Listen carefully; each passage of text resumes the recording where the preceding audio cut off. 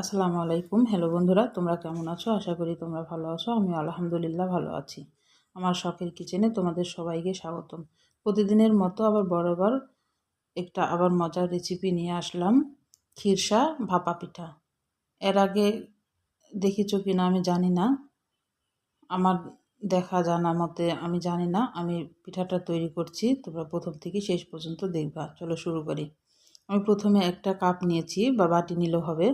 আমি চিনি দিলাম, 4 টেবিল চামচ চিনি দিয়েছি, স্বাদ মতো লবণ দিচ্ছি, আর এখানে কুসুম গরম পানি দিচ্ছি। দিয়ে আমি চিনিটাকে একটু গুলিয়ে রেখে সাইডে রেখে দেব। একদম নতুন পিঠাটা। আমি এবার আতপ চাউলের গুঁড়া নিচ্ছি। এটা তোমাদের পরিমাণ মতো, তোমরা কতটুকু করবা সেই পরিমাণে নিবা। আমি এখানে 2 কাপ মতো আতপ চালের গুঁড়া নিলাম। আর এটা ভিজা চাল, এটা শুকনা গুঁড়া না, ভেজা আতপ চালের গুঁড়া। আমি ব্লেন্ডারে ব্লেন্ড করে নিয়েছি এটা। আমি এবার যেটা গুলিয়ে রেখেছিলাম চিনি আর পানিটা আর লবণ, সেটা এখন অল্প একটু একটু করে দিয়ে আমি আটাটাকে একটা মেখে নেব। খুব নরম করে ফেলবো না। এই যে যেমন ভাপা পিঠার যেরকম আটা মাখে এইভাবে মাখতে হবে। আমি এবার একটা চালনি নিয়ে আমি এটা মোটা দানার পিঠাটা তৈরি করব, চিকন দানা না। আমি একটা চালনি নিয়ে চালনিতে এবার চেলে নেব। ভাপা পিঠার আটা তো সবাই মাখতে পারো, অনেকেই মাখতে পারো। আর যারা মাখতে পারো না সেটা আমারটা দেখে শিখবা। আর যারা পারো তারা তো পারোই। যে এইভাবে, এটা তো দেখানোর তেমন কিছু নাই। এই যে এইভাবে এটাকে এখন চালনি দিয়ে চেলে নিতে হবে। আমি চালনি দিয়ে চেলে নিয়ে আসছি। এই যে আমি চালনি দিয়ে চেলে নিয়ে আসলাম। আমি ওটা নারকেল দেখালাম, নারকেল আর ক্ষীর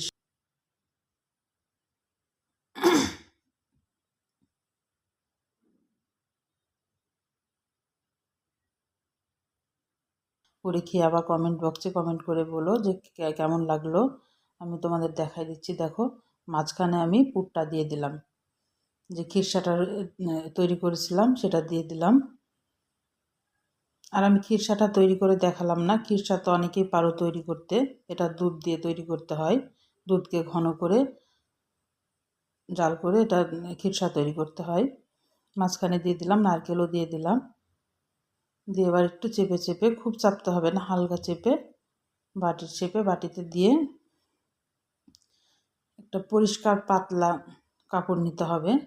সাদাটা নেওয়াই ভালো। সাদা কাপড়টা নিয়েছি। এবার এই যে ভাপা পিঠার যে হাঁড়িটা, ছিদ্রওয়ালা হাঁড়ি নিতে হবে। যে কোনো হাঁড়িতেও করা যায় এটা। আমার আমার এটা আছে, আমি এটাতে করতেছি।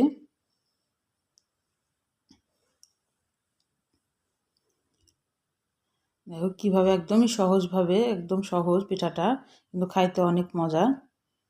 একবার করে খেয়ে দেখো। আর আমার রান্নাগুলো যদি তোমাদের ভালো লাগে, প্লিজ আমার চ্যানেলটাকে সাবস্ক্রাইব করে দিও। আমার পাশে থেকো, লাইক করো, আর কমেন্ট করে জানাইও আমার রান্নাগুলো কেমন লাগে। অনেকেই দেখছো রান্না, কিন্তু সাবস্ক্রাইব করতেছো না। সাবস্ক্রাইব করলে নতুন নতুন যখন রান্না দেবো তোমাদের কাছে প্রথমে নোটিফিকেশন চলে যাবে। এই কারণে তোমাদের সাবস্ক্রাইবটা করতে বলি। বাজে এইভাবে আবার পিঠাগুলা একে একে তৈরি করে নিতে হবে। যা আর একটা তোমাদের আমি দেখাই দিচ্ছি। মাঝখানে খিরসাটা দিয়ে দিতে হবে। তারপরে নারকেল কোড়ানো দিয়ে দিতে হবে। তারপরে আবার এইভাবে আবার চালের গুঁড়িটা উপরে দিয়ে দিতে হবে। একদমই সহজ, যেটা ভাপা পিঠা যেভাবে করো সেভাবেই। কিন্তু এটা খিরসা দিয়ে করে খেয়ে দেখো, অনেক টেস্টি, অনেক মজা।